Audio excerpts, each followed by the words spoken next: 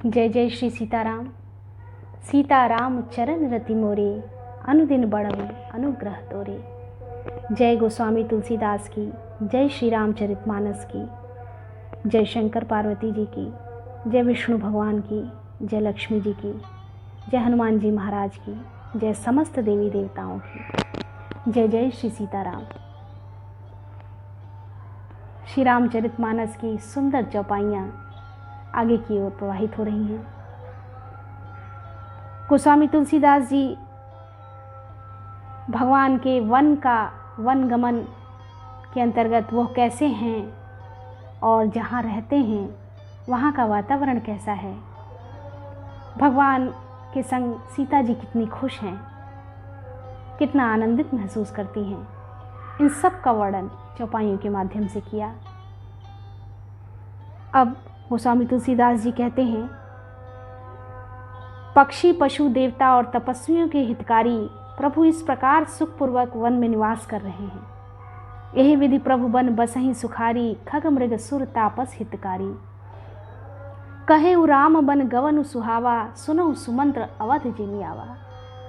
तुलसीदास जी कहते हैं, मैंने श्री रामचंद्र जी का सुंदर वन गमन कहा, अब जिस तरह सुमंत्र अयोध्या में आए वह कथा सुनो। इसके आगे की कथा। प्रभु श्री रामचंद्र जी को पहुंचाकर जब निषाद राज लौटा, तब आकर उसने रथ को मंत्री सुमंत्र सहित देखा।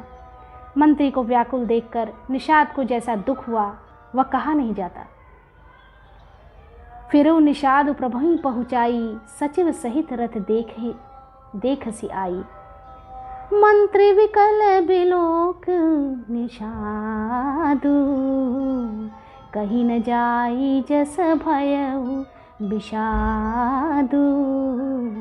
बहुत ही अथाह कष्ट हुआ सुमंत जी को जब उसने देखा। मंत्री को व्याकुल देखकर निषाद को जैसा दुख हुआ वह बिल्कुल कहने योग्य नहीं था, बहुत ही ज़्यादा कष्ट था।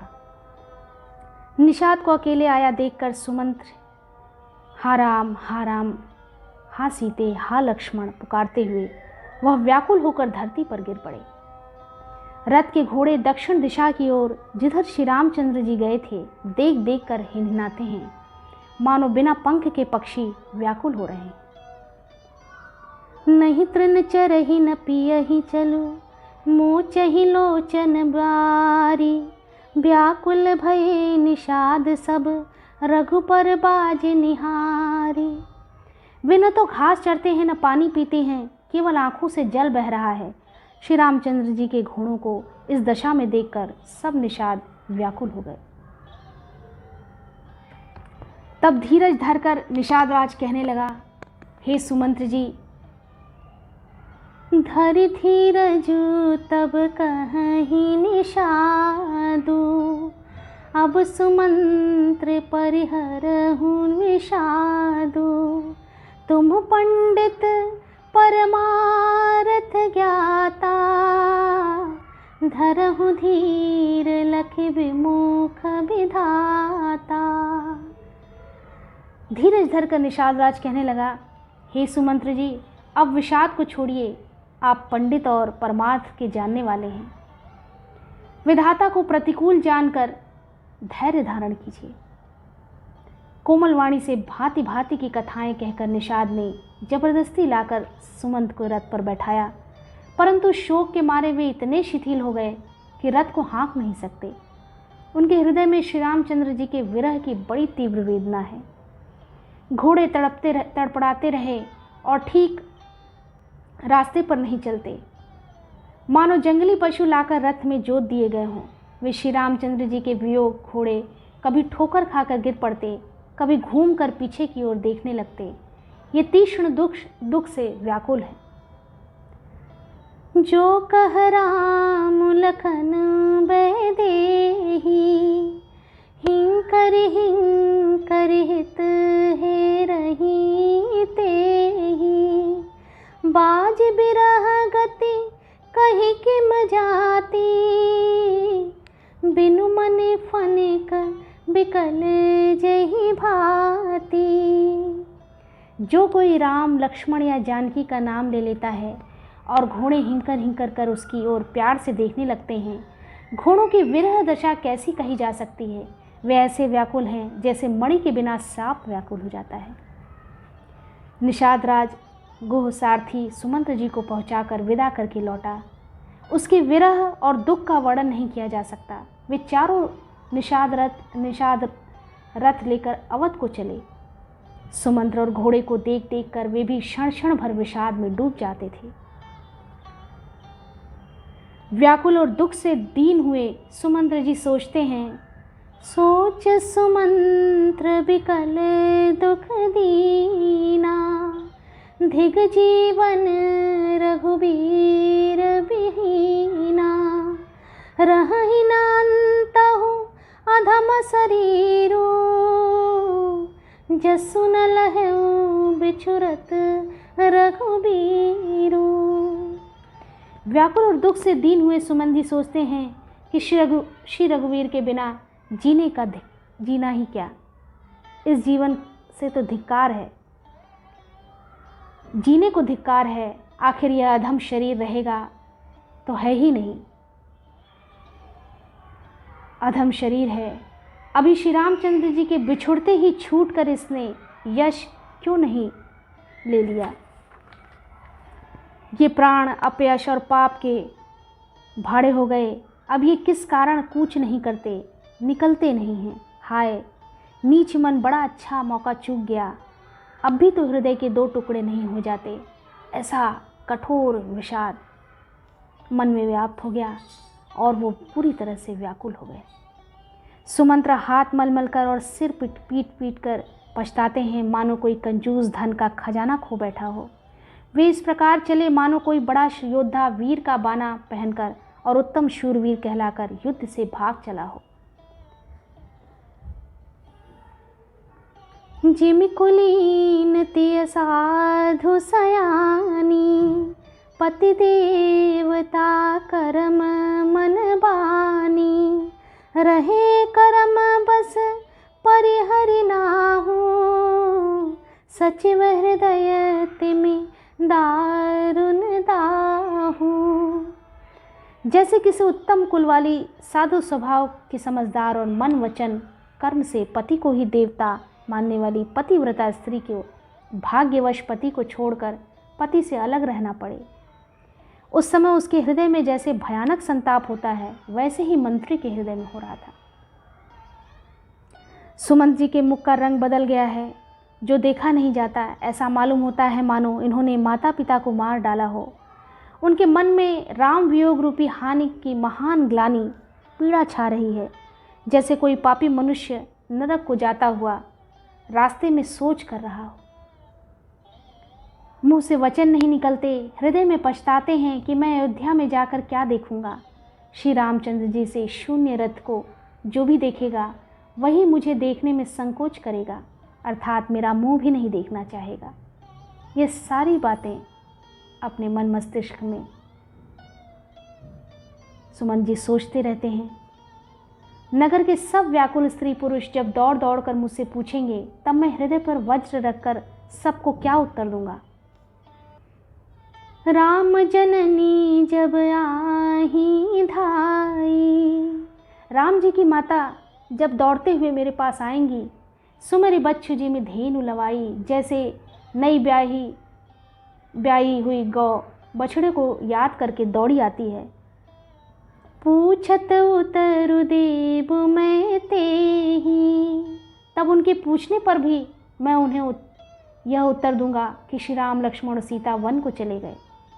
गे बनु राम लखनु बैदेही, जो भी पूछेगा उसे यही उत्तर देना पड़ेगा। हाय अयोध्या जाकर अब मुझसे यह सुख लेना है, यही सुख लेना है जब दुख से दीन महाराज, जिनका जीवन श्री रघुनाथ जी के दर्शन के ही अधीन है, मुझसे पूछेंगे, तब मैं कौन सा मुंह लेकर उन्हें उत्तर दूंगा कि मैं राजकुमारों को कुशल पूर्वक पहुंचा आया हूँ। लक्ष्मण सीता और श्री राम का समाचार सुनते ही महाराज तिनके की तरह शरीर को त्याग देंगे। जब उन्हें सच्चाई पता चलेगी कि वे तीनों लोग वन गमन को चले गए तो वे उनका शरीर भी उनका साथ नहीं देगा और वे शरीर को त्याग देंगे। हृदय न बिदरऊ पंकजिमी बिछुरत प्रीतम नीरु जानत हाँ मही दीन विधि यहु जात ना शरीरु। प्रीतम श्री रामचंद्र जी रूपी जल के बिछुड़ते ही मेरा हृदय कीचड़ की तरह फट नहीं गया। इससे मैं जानता हूँ कि विधाता ने मुझे यह यातना शरीर ही दिया है जो पापी जीवों को नरक भोगने के लिए ही मिलता है। इसी प्रकार के वह पोह में सुमंत्र जी का मस्तिष्क संलग्न रहा। नगर में प्रवेश करते मंत्री ग्लानि के कारण ऐसे सकुचाते हैं मानो गुरु ब्राह्मण या गौ को मार कर आए हों। सारा दिन एक पेड़ के नीचे बैठकर बिताया। जब संध्या हुई तब मौका मिला। अवध प्रवेश कीन्हे अधियारे, अंधेरा होने पर उन्होंने अयोध्या में प्रवेश किया। पैठ भवन रथ राखी दुआरे, और रथ को दरवाजे पर खड़ा करके जिन जिन समाचार सुन पाए भूप द्वार रथ देखन आए। वे चुपके से महल में घुसे। जिन जिन लोगों ने यह समाचार सुन पाया वे सभी रथ देखने को राजद्वार पर आ गए। रथ को पहचान कर और घोड़ों को व्याकुल देखकर उनके शरीर ऐसे गले जा रहे थे, क्षीण हो रहे थे, जैसे धाम में ओले। नगर के स्त्री पुरुष कैसे व्याकुल हैं, जैसे जल के घटने पर मछलियां व्याकुल हो जाती हैं। मंत्री का अकेले ही आना सुनकर सारा रनिवास व्याकुल हो उठा। राजमहल अनेकों उनको ऐसा भयानक लगा मानो प्रेतों का निवास स्थान श्मशान हो। अति आरती सब पूछहि रानी उतरौ नाव बिकल भई बानी। सुनई न श्रवण नयन नहीं सूझा कहु कहाँ नृपु तेहि तेहि बूझा। अत्यंत आर्त होकर सब रानियां पूछती हैं पर सुमंत्र जी को कुछ उत्तर नहीं आता। उनकी वाणी विकल हो गई, रुक गई है। न कानों से सुनाई पड़ता है और न आँखों से कुछ सूझता है। वे जो सामने आता है उससे पूछते हैं कहो राजा कहाँ हैं। दासियाँ मंत्री को व्याकुल देखकर उन्हें कौशल्या जी के महल में लिवा गईं। सुमंत्र जी ने जाकर वहाँ राजा को कैसा देखा, बैठे हुए मानो बिना अमृत का चंद्रमा हो, ऐसे प्रतीत हो रहे थे। राजा आसन शैया और आभूषणों से रहित बिल्कुल मलिन उदास पृथ्वी पर पड़े हुए हैं। लंबी सांसें लेकर इस प्रकार सोच करते हैं मानो राजा ययाति स्वर्ग से गिरकर सोच कर रहे हों। बड़ी ही मार्मिक प्रस्तुति है, बहुत ही मार्मिक वर्णन है गोस्वामी तुलसीदास जी द्वारा किया हुआ। सुमंत जी के सामने बहुत बड़ा प्रश्न है कि वह उत्तर कैसे देंगे। सभी रानियां व्याकुल हो जाती हैं, राजा व्याकुल हो जाते हैं, नगर के सभी नगरवासी व्याकुल हो जाते हैं कि भगवान राम, सीता जी और लक्ष्मण जी वापस क्यों नहीं आए। इस वीडियो में इतना ही। आगे की वीडियो में भी श्री रामचरितमानस की सुंदर चौपाइयाँ, भक्तिमय रसमय चौपाइयाँ अनवरत रूप से आगे बढ़ती रहेंगी। हम सभी इसका श्रवण लाभ लेते रहेंगे। भगवान की कृपा हम सब पर सदैव बनी रहे। जय जय श्री सीताराम, जय जय श्री सीताराम।